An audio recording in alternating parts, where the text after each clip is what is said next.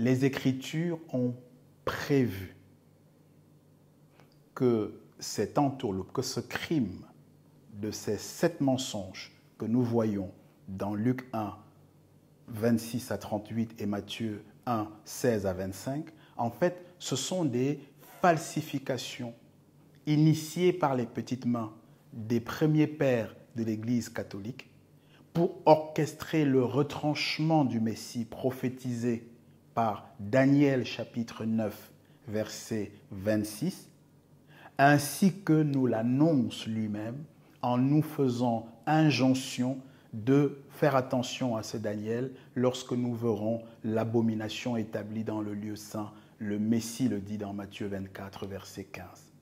Et dans ce verset de Matthieu 24, 15, il était en train de répondre à la question posée par les disciples au verset 3. « Maître, lui demandèrent-ils lorsqu'ils l'accostèrent sur le mont des Oliviers où le Maître s'était retiré comme à l'accoutumée. Quel sera le signe de ton avènement, de ton retour, de ta deuxième venue ?» Donc le sujet, c'est le retour de Jésus, c'est l'avènement du Fils de l'homme. C'est sa deuxième venue. C'est ça le contexte que nous dit explicitement le verset 3 de Matthieu 24. Et d'ailleurs, ça ne peut pas être autre chose parce que la réponse que leur donne le Maître, il donne cette réponse du mont des Oliviers. Il est déjà sur la terre, c'est-à-dire que sa première venue est déjà accomplie. Il ne peut pas être en train de parler de sa première venue en le disant de sa bouche alors qu'il est sur la terre. Il est en train de parler du futur, de la venue qui n'a pas encore eu lieu, donc de son retour, de son avènement. Là, on a la certitude. Et d'ailleurs, vous noterez attentivement que Daniel chapitre 9, verset 26, auquel le véritable Christ nous renvoie dans Matthieu 24, 15, dit que le Messie sera retranché. Il ne dit pas qu'il sera tranché, parce que le tranchement est une chose et le retranchement en est une autre. Le tranchement a eu lieu en l'an 33 par les petites mains des scribes et des pharisiens. La crucifixion à Golgotha, cela est connu. 3 jours, la résurrection et l'ascension, cela est connu. Voilà pour le tranchement concernant la première venue.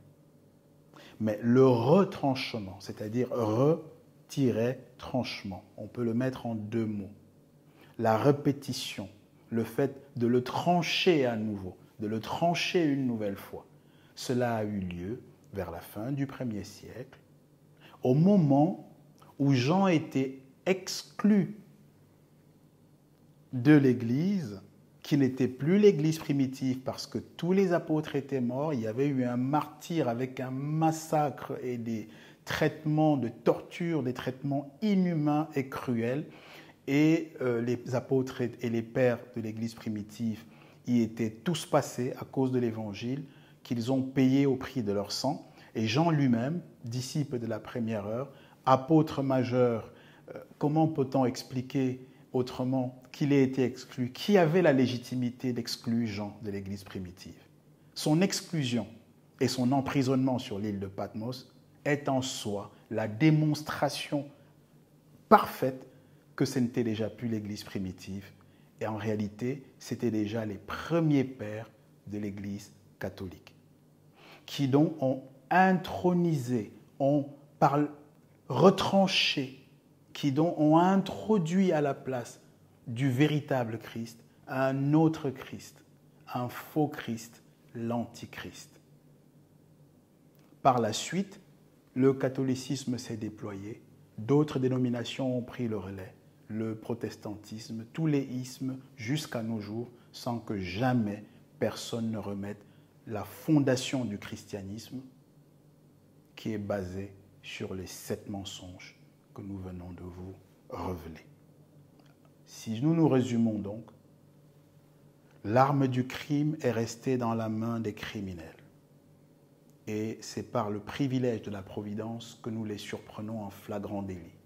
Luc chapitre 1, versets 26 à 38 et Matthieu 1, versets 16 à 25 sont des cheveux dans la soupe, initiés et introduits par les premiers pères de l'Église catholique afin d'introniser une autre personne auquel le nom de Jésus-Christ a été donné, dont la mère est Marie comme celle du véritable, et dont le père est Joseph, mais heureusement un père adoptif, alors que le père du véritable Christ, s'il s'appelle Joseph, en revanche, c'est réellement son père charnel, biologique. Il sort de ses reins. C'est grâce au père charnel du véritable Christ que le véritable Christ est un fils et un fils d'homme. Et non pas un fils de femme, ou je ne sais pas, un hybride humanoïde, émasculé et féminin. Voilà donc la preuve que la Bible est puissante, les Écritures sont fiables, elles ont été écrites pour notre instruction. C'est ce que dit Romains chapitre 15, verset 4. Et cela se voit puisque nous sommes donc instruits pour comprendre que Jésus, le véritable, a fait exprès de dire « Quand vous verrez l'abomination installée dans le lieu saint, que celui qui lise fasse attention. » Là, nous avons l'antichrist, le faux Christ du christianisme, un être hybride, humanoïde, qui n'appartient pas à l'espèce humaine, qui n'est pas issu de la maison de David, qui n'est pas descendant de Juda et donc qui n'est ni membre de la famille royale, ni roi en Juda. Il n'est donc pas le lion de la tribu de Juda dont les vieillards se targuent, se vantent à juste titre dans Apocalypse chapitre 5, verset 5. Il n'est pas non plus l'aboutissement de la promesse de l'alliance donnée, nouée entre Abraham et Dieu, et dont le véritable Christ est le point culminant et le ricochet à travers lequel nous les gentils, nous sommes devenus héritiers de la promesse et postérité d'Abraham. Peuple de Dieu qui est dans le christianisme, sors du christianisme. Sortez du milieu du christianisme, mon peuple, afin que tu n'adores plus un autre Dieu, un autre Jésus, afin que tu ne serves plus un autre évangile. Sors du milieu du christianisme, mon peuple. L'heure est venue. Les mystères qui étaient scellés ont été ouverts. Daniel 12, 4. Que celui qui a des oreilles entende vraiment.